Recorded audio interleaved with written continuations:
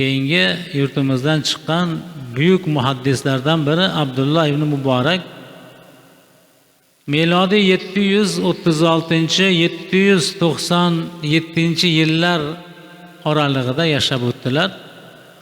Buyuk muhaddis, faqih, zohid, tojir olimlardan sanaladi. Amudora yaqinidagi qadimiy Marv shahrida tug'ilgan, hozirgi Turkmaniston. U zot Arabiston, Iroq, Shom va Misr kabi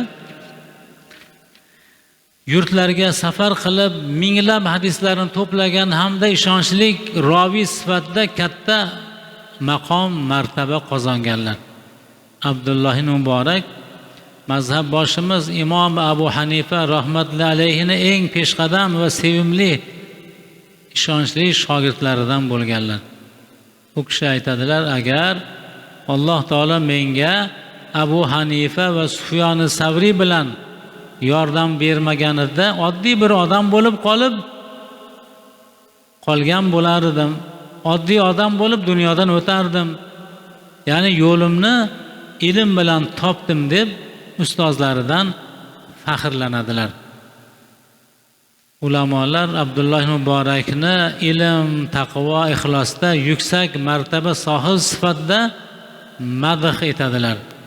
Ustozlari Sufyon Savriy aytadi, butun hayotim davomida hech bo'lmasa 1 yil Ibn Muborakdek bo'lishni juda istadim.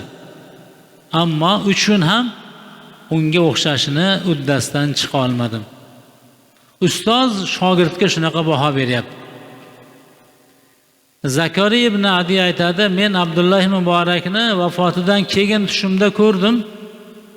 Alloh sizga qanday muomala qildi deb so'rasam, u zot hadis talabida qilgan safarlarim sababli Alloh meni mag'firat qildi dedilar.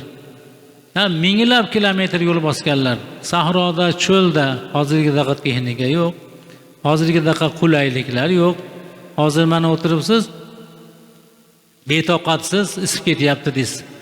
Bular sahroda, cho'lda, go'da suvsiz, go'da nonsiz xavf xatarni kechib Payg'ambarimiz alayhisalomning hadislarini yig'ib, to'plagan, kitob qilib yozib, sizu biz ummatga qoldirgan zotlar.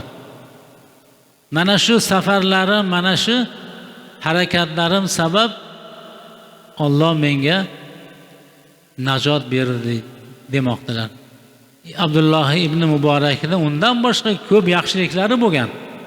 Silay rahim borasida, ota-onasi yaxshilik qilish borasida, odamlarga xayrot ehson qilishlik borasida, ilm berishlik sohasida, kitob yozishlik sohasida, tijoratda halollik, buni aytib tugatib bo'lmaydi savoblar, lekin bitta amali sabab Alloh mag'firat qilganligini aytadi. U ham bo'lsa hadis talabida, hadisni to'plash talabida uzoq yurtlarga safar qilganligim sababli Robbim meni azobdan najot qildi, najotga yetishtirdi demoqda. Albatta diyorimizdan faqat shu zotlar emas, balki islom ilm fani rivojiga ulkan hissa qo'shgan yana ko'plab muhaddislar